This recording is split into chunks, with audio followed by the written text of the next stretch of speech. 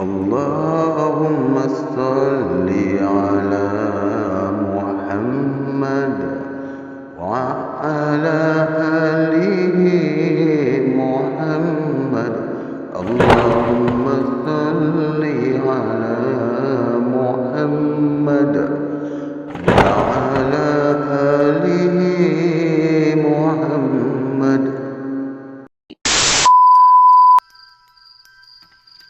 Assalamualaikum warahmatullahi wabarakatuh dan juga salam sejahtera diucapkan kepada anda semua. Terima kasih ya kerana sudi lagi hampir menghampirkan diri anda ke dalam channel Radio 12 Malam bersama dengan saya Angah. Okey, Allahumma salli ala Muhammad wa ala alihi Muhammad. Jangan lupa berselawat. Dah selawat ke belum guys? Teruskan, jalankan. Juga saya nak tanya juga, ada juga tak kawan-kawan kita dalam ni yang non-Muslim? Saya perlu bertanya juga supaya saya nak tahu yang menjiwai, yang memahami, faham ke tidak apa yang saya sampaikan ni. Saya nak kena tahu juga kan. Dan juga ada satu komen tu saya tengok dia bagi tahu dalam beberapa episod dalam kisah Tok Awangah atau Majalis lebih kurang macam tu, ada setengah dia dah kurang fokus dan kurang nak berapa faham. Saya tak marah tu, saya tak marah. Saya tak tersentuh pun. Sebab masa saya bercakap pun ada juga saya bagi tahu ayat ni macam bertunggang terbalik dan saya cuba nak cuba perbetulkan setakat mana yang saya boleh. Kadang-kadang saya tak boleh over sangat boleh. Over sangat boleh. Saya kadang saya tak nak juga terover sangat mengubahnya. Takut nanti dia lari daripada jalan cerita yang sebenar. Dan satu lagi sebab saya ni membaca cerita. Melainkan kalau macam kisah-kisah yang di story hantar kepada saya, yes, itu saya ceritakan balik. Bila ceritakan balik, saya akan cuba menjiwai dan membawa anda bersama-sama dengan saya ke dalam dunia pencerita yang telah dia sampaikan pada saya untuk saya sampaikan kepada semua tu. So berbeza membaca cerita dan pencerita. Dia ada dua perbezaan tu. Okey. Ngoceh lagi. Seminit lebih dah kat sini. Baik, kita teruskan dengan episod yang ke-74 daripada Tok Awangah pada malam ni. Untuk makluman juga, sekarang ni jam menunjukkan 20-28 minit. Saya cuba rekod awal. Baiklah, kita teruskan dengan tajuknya Jembalang Tanah Dicampak ke Gaung. Tidak lama selepas Usin Pakau sembuh, barulah keadaan Ulung Siyah pulih semula. Terpaksa juga Tok Haji datang menjengah 2 minggu sekali sampaikan 3 bulan sebelum mereka dua beranak sembuh macam sedia kala. Sebab itulah Usin Pakau tetap kenangkan jasa Tok Haji. Apabila saya menjengah ke kampungnya, sekalipun sudah bertahun-tahun tidak bersua muka, tetapi Usin Pakau masih lagi cam saya sebaik saja diberitahu Mak Kanun mengenai kunjungan saya. Untuk yang mana yang tak tahu, masih cam tu maksudnya ialah masih mengenali. Dia bukan cam ketum ke apa. Bukan. No. Baik, kita teruskan. Apalagi Ucu Sidin juga balik menjejak kaki ke kampung setelah diberitahu pasal kejadian penduduk-penduduk yang terserempak usungan mayat yang diusung lelaki-lelaki tidak berkepala di tengah malam. Memang siapa pun tidak dapat mengagak punca gangguan tersebut. Hingga kan Malim Tekeh juga terserempak usungan mayat itu bergerak diusung orang. Memang Malim Tekeh tahu kejadian tersebut tidak sama dengan gangguan siluman di Lubuk Sakaping, tetapi dia tidak akan mengalah sekira usungan mayat itu menyerbu ke arahnya. Sewaktu dia melihat usungan mayat berkenaan bergerak, Malim Tekeh nampak yang ianya membelok ke kawasan tanah perkuburan. Baik, kat sini saya nak tanya sikit dia sebenarnya definisi untuk perkataan siluman ni macam mana?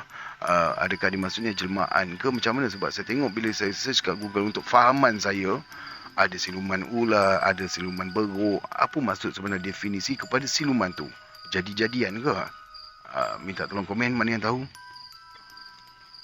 Sebab itu dia tidak peduli sangat dengan kejadian demikian kalau tidak mengganggu keluarganya. Disebabkan Mak Kanun yang berkeras mahu mengajak saya ke kampung itu, Malim Tekeh tidak membantah apa-apa. Dia sendiri ikut sama semasa Mak Kanun kumpulkan orang-orang kampung berjemaah dirikan solat hajat selepas maghrib di surau. Okey, dekat kawasan saya sekarang ni hujan sedang turun. Saya tak pasti antara saya akan teruskan ataupun saya berhenti seketika dan sambung balik rekod. Saya risau bising dia mengganggu. Takut bunyi ni atap ni. Okey, baik, kita sambung balik ya. Disebabkan Mak Kanun yang berkeras mahu mengajak saya ke kampung itu, Malim Tekeh tidak membantah apa-apa. Dia sendiri ikut sama semasa Mat Kanun mengumpulkan orang-orang kampung berjemaah mendirikan solat hajat selepas maghrib di surau. Malim Tekir sekadar mengeluh pendek apabila diberitahu mengenai Mat Kanun tiba-tiba menghilangkan diri dari atas surau. Tatkala pula mereka tengah sama-sama berdoa ketika itu. Memang dia tidak bimbang apa-apa disebabkan pengalaman masa lampaunya sudah beberapa kali menghadapi kejadian demikian. Alhamdulillah, Ustaz masih sudi datang jengah kami di sini, tutur Malim Tekir apabila Mat Kanun naik semula ke masjid. Memang pengalaman bagulah saya dengan Ustaz ni, sahut Mat Kanun mengerling saya sebaik sahaja duduk dalam keadaan yang termengah-mengah. Kamu ni, dari mana Mat Kanun? Hairan juga Uti Drau apabila melihat Mat Kanun lama sangat meninggalkan mereka di surau. Kita selesaikan dululah perkara gangguan ni, jelas Mat Kanun memberi isyarat kepada Uti Drau supaya tidak diungkit sangatlah ke mana dia tinggalkan jemaah sewaktu tengah berdoa di surau. Kemana Mat Kanun pergi tu tak penting pun Uti, sahut Usin Pakau tersengih-sengih menepuk bahu Uti Drau. Asal sahaja kampung kita ni tak diganggu jembalang lagi, cukuplah, ujarnya penuh yakin jelmaan usungan mayat yang bergerak di usung lelaki tidak berkepala itu sudah berakhir. Sebab itu dia mendesak Mat Kanun supaya beritahu kejadian tersebut kepada Ucu Sidin di Felda. Sama ada Ucu Sidin balik menjengah ke kampung ataupun tidak bukanlah penting sangat. Setidak-tidaknya Ucu Sidin boleh memberikan buah fikiran sekiranya gangguan tersebut menjelma semula. Tahu sangatlah Husin Pakau kejadian demikian akan berulang setelah bertahun-tahun berlalu. Kerana jembalang tidak akan menjemu-jemu. Tidak menjemu pula dah. Kerana jembalang tidak akan jemu-jemu mengganggu sesiapa sahaja. Bila-bila jembalang akan menjelma semula asal sahaja penduduk-penduduk kampung terlalai. Kalau tidak disebabkan Mak Kanun membantah, memang dia sudah berhasad mahu berjamu ancak sekiranya tiada pilihan yang lain. Perkara arwah datuknya Pawang Lamit tidak berjamu ancak selepas kejadian yang menimpa dirinya dan emaknya. Memang Usin Pakau sudah maklum. Dia melihat pelupuk mata arwah datuknya digenangi air tatkala melihat dia tertiarap menjalar dengan kepala yang mencodak laksana ular. Ketika ini Usin Pakau bukannya tidak sedar apa-apa sekalipun tengah menjalar di tikar. Kalau seluruh badannya meruap panas, Usin Pakau merasa bagaikan seluruh badannya diganggang pada api yang marak menyala. Dia bagaikan tersalai hingga tidak boleh bergerak ke mana-mana. Tetapi panas yang membahang itu akan beransur-ansur hilang setelah dialin. Kenapa disebut dialin? Betul ke perkataan dialin ni? Setelah dialin. Tak apalah, kita pakai je lah perkataan dialin. Kalau salah nanti tolong perbetulkan, sila komen guys. Setelah dialin oleh arwah datuknya dengan tepung beras. Dekat sini pun dia tulis silap ni. Dia tulis dengan tepun. Apabila suhu badannya semakin menurun, Usin Pakau mulai kenal siapa berkeliling di sisinya. Dia akan sukar bernafas sekiranya membiarkan terlentang berbaring dengan kepala diletakkan ke bantal. Kenapa aku ni atuk? Gerutu Usin Pakau disebabkan tidak boleh terlentang badan apabila ayahnya Mak Asar cuba baringkan dia baik-baik. Ayahnya namanya Mak Asar ya. Entahlah. Aku pun tak tahu nak cakap apa. Keluh Pawang Lamit menatap muka cucunya yang berumur belasan tahun ketika itu. Agaknya ayah. Ayah dah lama tak berjamu ancak ni. Segera Mak Asar mencelah apabila keadaan anaknya bertambah teruk. Hei, baru sangat berjamu ancak. Mana boleh buat selalu? Sahut Pawang Lamit mencebik bibir mengerling menantunya. Kalau ayah berjamu ancak, tentu ulung siah yang teruk. Ucu Sidin juga tidak bersetuju ayahnya untuk berjamu ancak. Tetapi orang-orang kampung mendesak juga Pawang Lamit berjamu ancak setelah masing-masing beberapa kali terserempak puntung kayu bertukar menjadi ular hitam yang berkepala merah. Apabila dia mengambil keputusan berjamu ancak, tiba-tiba sahaja ulung siah beratip berterusan tidak henti-henti. Inilah nak dijadikan cerita ni. Daripada dulu sampai sekarang memang mesti ada puak-puak macam ni, jenis berkepentingan diri sendiri. Dia tak ada fikir punya. Tak ada fikir orang tu sengsara ke apa, tak ada. Janji dia lega, dia selamat, dapat apa yang dia nak. Ni penduduk kampung macam ni patut bakar. Geram pula saya baca. Baik, teruskan. Melihat keadaan kakak iparnya tidak boleh dipulihkan lagi, lantas Malim Tekeh menawarkan diri membantu bapa mentuanya. Memang Pawan Lamid tidak membantah apa-apa setelah Malim Tekeh sanggup sama berikhtiar. Biarpun gangguan yang dihadapi kakak iparnya iaitu ulung siah tidak sama dengan gangguan siluman semasa di lubuk Sakaping. Tetapi setidak-tidaknya dia tidak biarkan gangguan syaitan merasuk sesiapa. 3 hari berturut-turut, Malim Tekeh berdoa asal sahaja selesai solat maghrib. Dia berasa seluruh badannya membaham panas seolah-olah duduk di hadapan unggun api yang menyala. Keadaan ulung siah tidak juga berubah. Manakala Husin Pakau semakin garam mencodak kepalanya tatkala merasa tubuhnya membaham panas. Kalau tidak disebabkan Wak Samin jauh berada di Endau, memang dia gagahi juga untuk menjemput bapa angkatnya ke kampung berkenaan. Tetapi kasihan juga dialah bila kenangkan Wak Samin juga bukanlah sihat sangat sekiranya diajak berjalan jauh. Ketika inilah dia teringatkan Tok Haji yang lebih mudah dihubungi asal saja datang menjengah ke madrasah. Berat juga hati Tok Haji mahu mengikut jejak kaki ke kampung Pawan Lamid. Tetapi apabila kenangkan Malim Tekeh iaitu anak angkat kawan baiknya si Wak Samin, terpaksa jugalah dia gagahi datang menjengah. Dalam keadaan uzur itu, Tok Haji meminta saya temankan dia disebabkan berbatu-batu untuk meninggalkan rumah. Setelah Tok Haji doakan ulung siah yang beratib tidak berhenti-henti itu, barulah dia mendekati Husin Pakau yang dipindahkan oleh Pawan Lamid ke rumahnya. Sengaja jugalah Pawan Lamid mengasingkan ulung siah dari anaknya Husin Pakau biar mudah diubati. Kalau mereka berdua tinggal sembumbung di rumah ulung siah, nescaya gangguan yang merasuk akan berlegar tidak mahu membolos keluar. Memang Tok Haji juga tidak membantah setelah Pawan Lamid membuat keputusan demikian. Lagipun rumah Pawan Lamid bukanlah jauh sangat dari rumah anaknya si ulung siah itu. Hanya sekadar dipisahkan pagar halaman sahaja. Bila-bila masa Pawan Lamid boleh menjengah di tingkap apabila dilaung dari pintu dapur rumah ulung siah. Husin ni puncanya menyebabkan saya berjamu ancak juga ni Abang Haji. Beritahu Pawan Lamid sebaik saja Tok Haji bersama saya naik ke rumahnya. Ketika keadaan Husin Pakau masih juga tertiarap di lantai, terkial-kial macam ular yang menjalar tengah berlukar.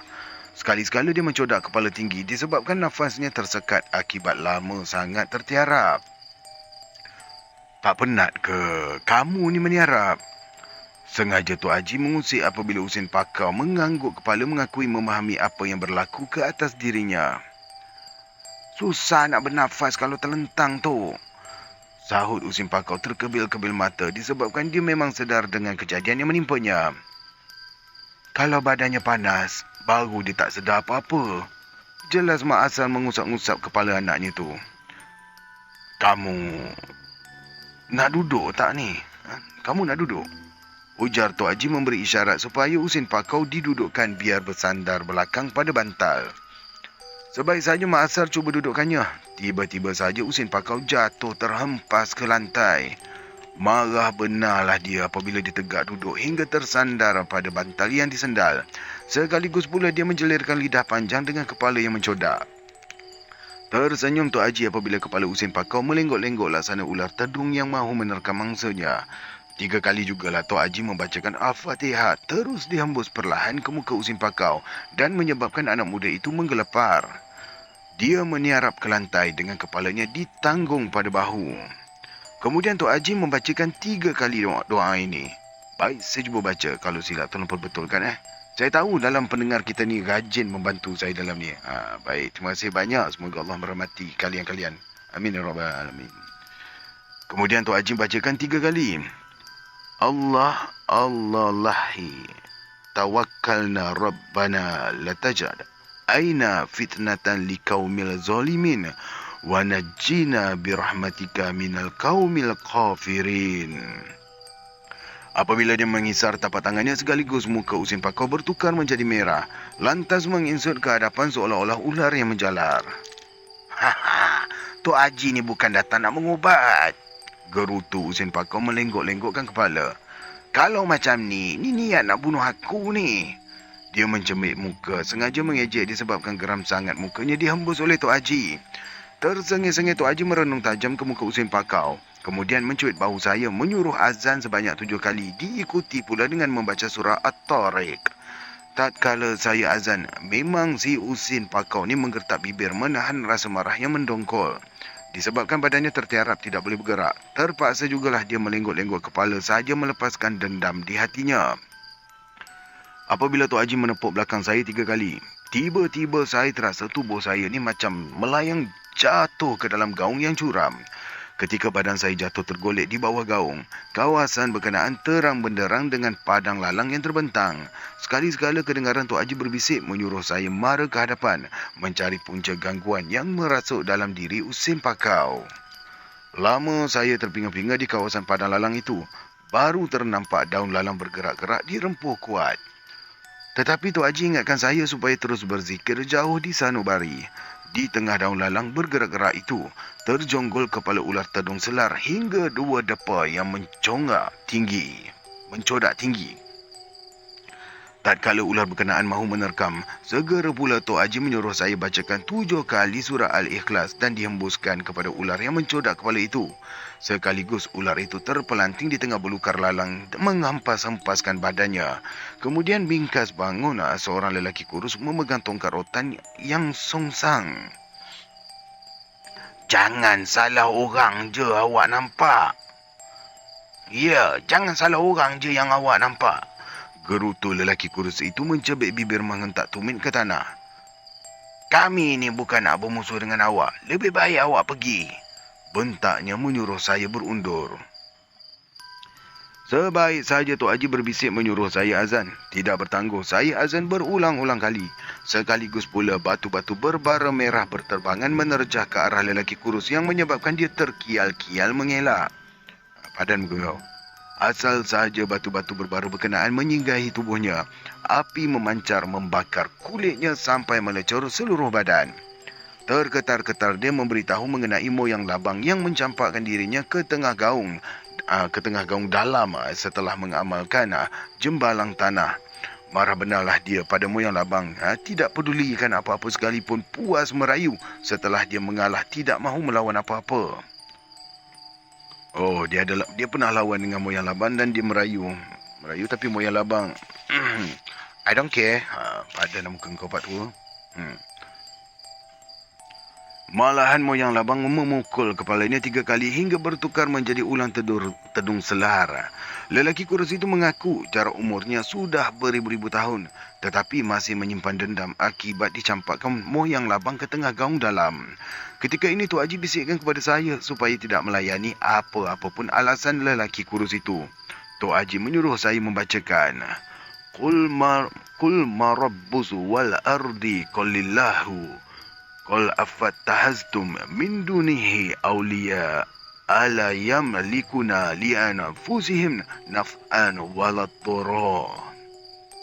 Guys, kalau saya salah tolong perbetulkan, bantu saya. Terima kasih. Apabila saya hembuskan ke arahnya perlahan, lelaki kurus berpusar macam asap yang dikitar kuat. Ketika ini jeritannya melaung kuat hingga bergaung ke udara. Di tengah jeritnya yang kuat itu seolah-olah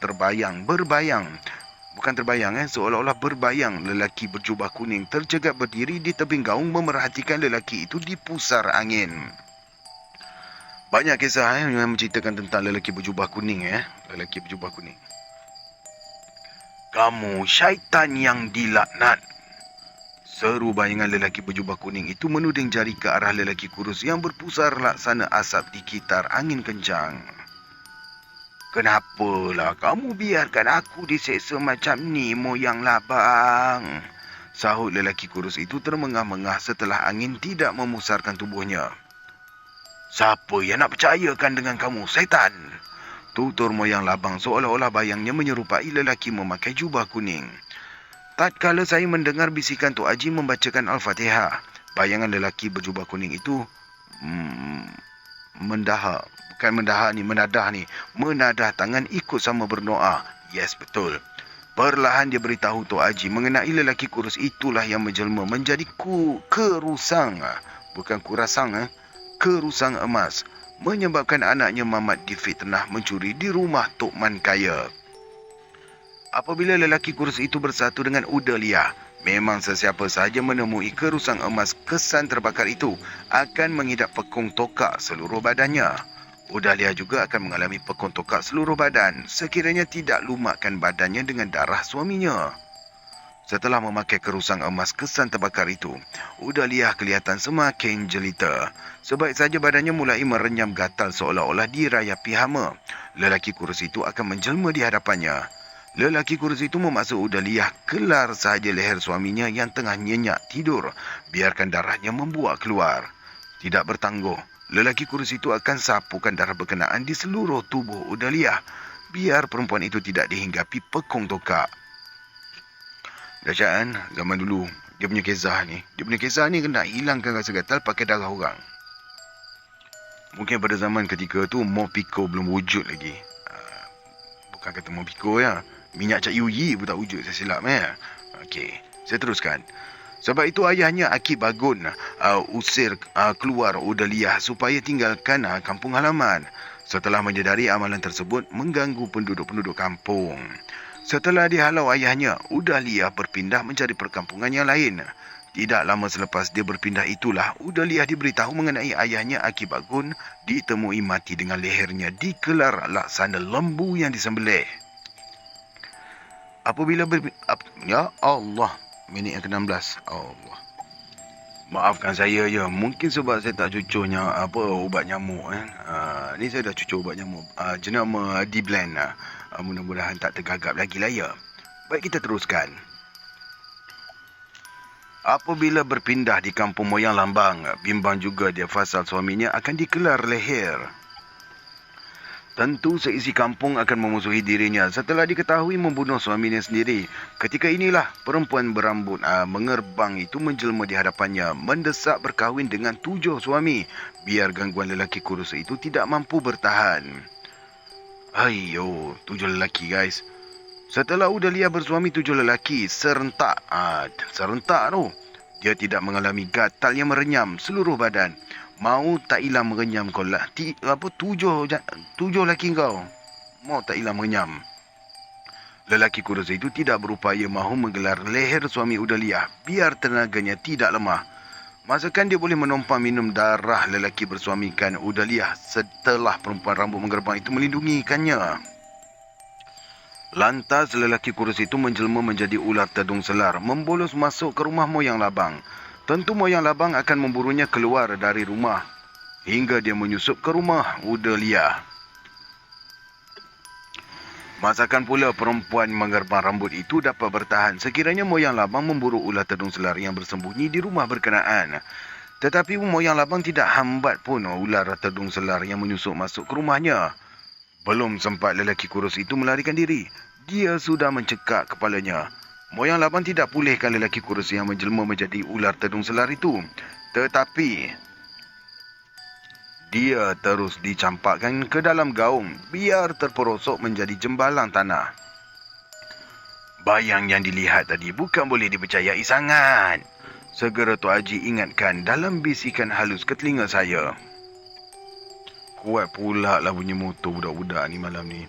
Ni untuk adik-adik Saya tak mau cerita abang-abang. Untuk adik-adik. Bunyi kuat tu ada gaya juga bunyi. Dia bagus untuk keselamatan korang ni bila bawa motor tu. Supaya kenderaan di hadapan tu alert. Bawa, di sebelah kanan aku ni. Sekejap lagi ada budak nak lalu ni. Motor nak lalu. Belah kiri pula nak mencelah ni. Dia dapat alert kan. Tapi tengok juga gaya korang membonceng. Kalau setakat nak membonceng. Bawa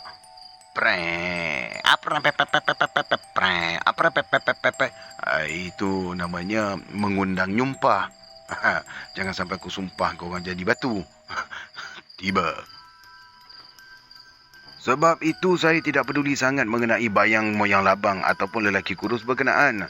Saya hanya mendengar bisikan dan tunjuk ajar yang disuruh oleh Tok Haji lakukan.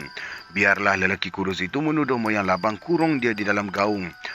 Setelah menjelma menjadi kerusang emas, menyebabkan sesiapa sahaja yang mengambilnya mengidap pekon tokak seluruh badan.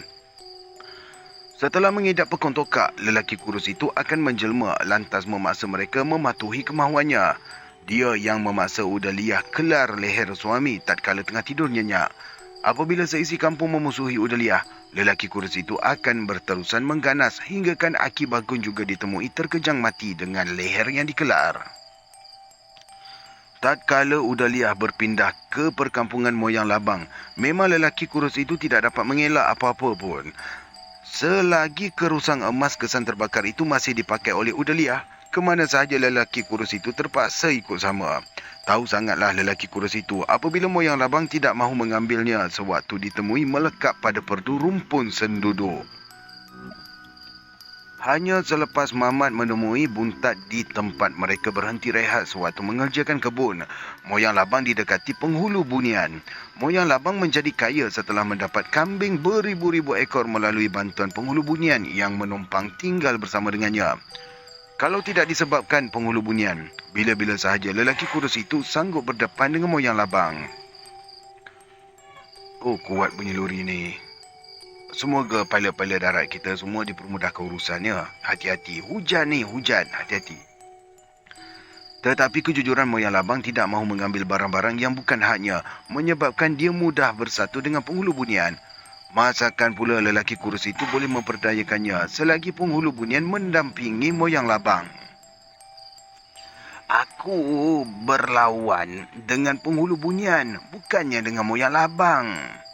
Terketar-ketar lelaki kurus itu mencemik muka mendongak bayang moyang Labang yang tercegat di hadapannya. Kamu jemalan tanah, kenapa nak buat orang kampung kacau bilau? Bentak moyang Labang memberi amaran mahu cekak lehernya.